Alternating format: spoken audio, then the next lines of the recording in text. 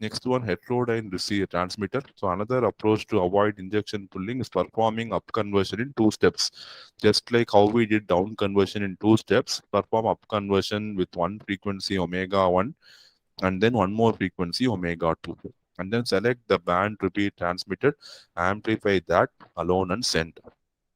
Okay, so see here omega 1 is shifted to, as you mix, it will be shifted to omega 1 minus omega 2 and omega 1 plus omega 2. So depending on, we generally transmit the high frequency, so omega 1 minus omega 2 is filtered, omega 1 plus omega 2 is amplified and sent to the antenna. So this, since we have two up conversion, it is called as heterodyne transmitter.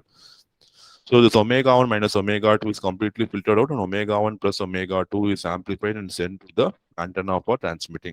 As with the counterpart, same with the, we have seen this with the receiver also, right? So it will also have gain and phase mismatch. So the same image rejection ratio concepts are going to be helpful for whatever receiver we have studied. The same thing is applicable for transmitter also. So in analogy with the sliding IF receiver architecture, we derived the same equation can be used for first oscillator and second oscillator. So the carrier frequency is going to be always 3 omega 1 by 2, and we are going to see what are the non idealities we have in this architecture.